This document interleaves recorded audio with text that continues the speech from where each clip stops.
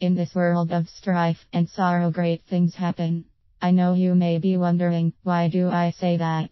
Well, it's because no matter what's going on in this world, great things do happen. Although people are in a financial rut, people are losing their homes, people have lost their jobs, and people have lost their homes, great things still can happen. I have given up on my dream, was working a dead-end job, had no future, and even then still I was fortunate enough to find my passion and destiny by getting chased by a dog. I have been blessed to have a great thing happen to me. My name is Kendall S. Carmen. I'm a young man from the Miramar, Florida area.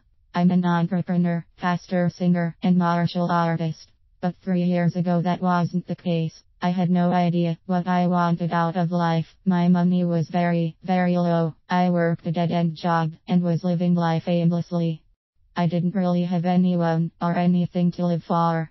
It is not a great thing for a human being to live life with no purpose or goal. But luckily for me, my identity and purpose fell right on my lap by getting chased by a dog.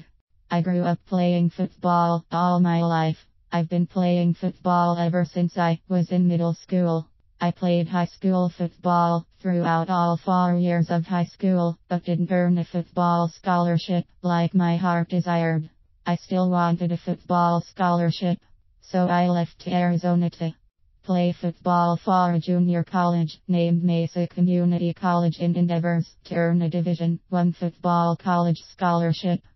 But the grass is not always greener on the other side. In other words, it didn't work out for me, and deep down I knew that there was something else out there for me, and it had nothing to do with football.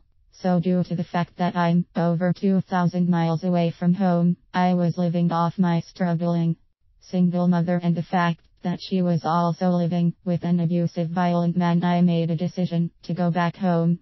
Not to mention that I was the biggest bench warmer on the team and had no playing time. I figured that it would be more convenient for me to just go home.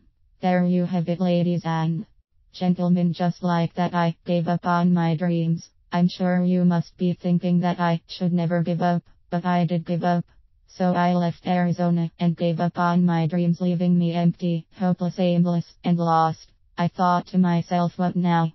So I went back home and got a job working at Jason's Deli part-time, making .00/HR and taking prerequisite classes at Broward Community College. My grades were suffering horribly. I changed majors like 5 times. I started college with a 3.8 GPA and ended up dropping to 2.2 GPA, working only 4 hours a day at my /hour job. Things were not the way I planned them to be. What a wonderful and productive lifestyle. Why, the way I was being sarcastic. But once upon a time, it was a Tuesday night, November 1st of 2011. I came home one night and I had the wrong letter delivered to my house. It belonged to this lady that lives down the street from me, about 100 meters away from my house. I wanted to go and give it to her that same night, but something in me told me to just give it to her tomorrow morning after coming home from my biology exam. I did just that. I went to school the next morning to take my biology test and came home that morning.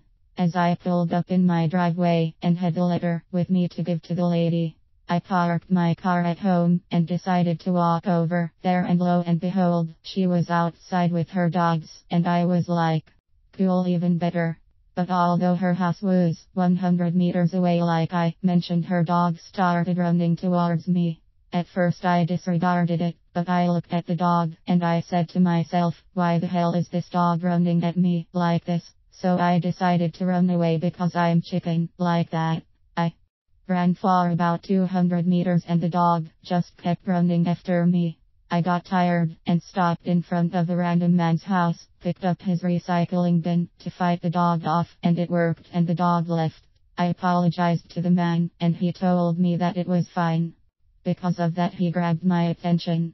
Now mind you, I didn't know what I wanted out of life. I was just dabbling around life. So you can imagine the emotions I was feeling because of these questions and how curious I was getting. Even though I was living life aimlessly, that didn't mean that I didn't want more. By this man being really Interested in little old me made me feel special. After a few minutes, past the owner of the dog came around and told me that the dog was just playing with me. Me running away was a mistake, or was it? We arrived back at my house. She dropped me off at my house and I walked to my door. But before I touched the door knob to enter my house, something told me to go back and finish the conversation I had with that mysterious man. I walked back around and he was still outside waxing his beautiful Mercedes-Benz. Then I asked him, "Is there something you wanted to show me?" He said, "Yes, give me a moment, let me go get my laptop." He got out his laptop and I was blown away. I saw visions, signs, and wonders. I had fire shot up in my bones like the prophet Jeremiah because of my excitement. I found out what I wanted in life by getting chased by a dog. I found a reason to live. I began to dream again. I wasn't aimless anymore. I saw people being free and lives being changed. What I saw was people paying off debt, driving new cars, and firing their tyrant bosses. It was a surreal moment for me. Words can't explain what I have seen. You must see it for yourself. I discovered my true identity. All I can say is that curiosity can make you rich, and great things do happen in this world. If great things can happen to me, then great things can happen to you. Since I was blessed to see what I saw, you will be blessed too. But you must want the blessing.